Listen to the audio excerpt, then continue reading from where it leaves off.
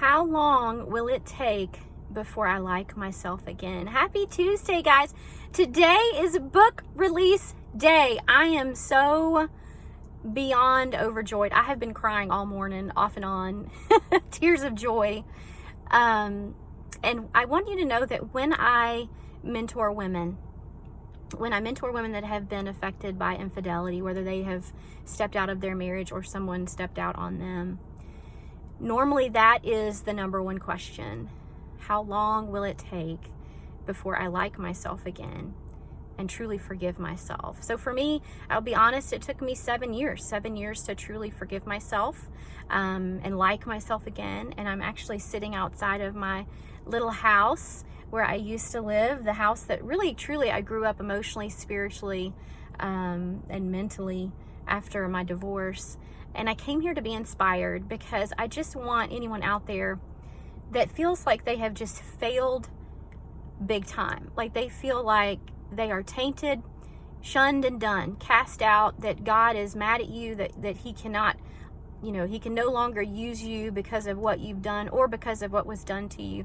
I just want you to know that is such a lie. That is such a lie. That is a lie to keep you from your purpose.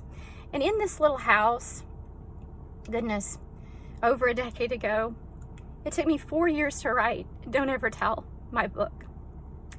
Because I was a single mom, the only time that I had to write was between the hours of 10 and midnight. And it took me a long time, and there was so much pain with writing that book and reliving all the stupid things that I had done and all the things that I had lost because of my poor, selfish choices. And I had so much condemnation on me, and really, truly, I would hear all the time, you'd be better off dead. The world would be better off. Your daughter would be better off if you just ended it now. End it now. And I heard that all the time. So it was a constant battle. If you're hearing that, you're not alone. A lot of people hear that. And I just want to challenge you right now. Why do you think that you're hearing that? If you weren't a threat to the enemy, to the devil, then why would he be trying so hard to take you out? So sitting here now, knowing what I've done, knowing where I am and who I am today, and thinking back to the time where I held a gun in my hand and was so close to giving up, truly, because I was just so tired of all the constant battle and the voices in my mind telling me how terrible I was. But now I know exactly why the enemy was trying to take me out, right?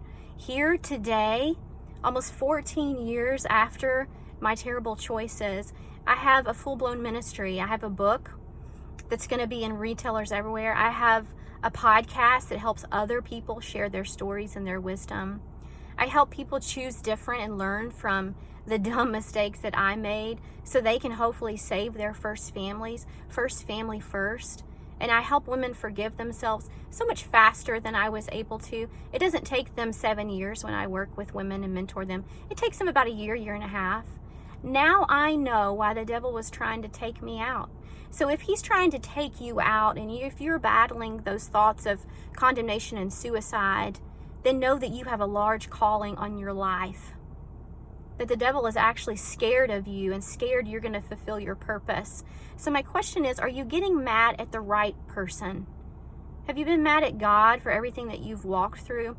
Maybe it's time to get mad at the devil. And that's what I did. I remember telling the devil a long time ago, that's fine, you can have my first family, but you have messed with the wrong little woman. And I'm going to save tens of thousands, of hundreds of thousands, of millions, of tens of millions, of hundreds of millions of first families and lost souls. That's fine. What I had to walk through, but you're going to have to pay. And I remember saying that, and I say it often, and I mean it. And every day that I wake up, I know my purpose, and I look for my next woman to help. So are you getting mad at the right person? It's not God's fault. God loves you. He needs you. He wants you to accept his gift of grace, and he wants you to fulfill your purpose and have abundant life. And sitting here now outside my little house, man, I love my life. I love who I am. There is absolutely flourishing and happiness and true joy after, just horrible personal failure. It takes time, but don't you give up. And you get mad at the devil and you show him.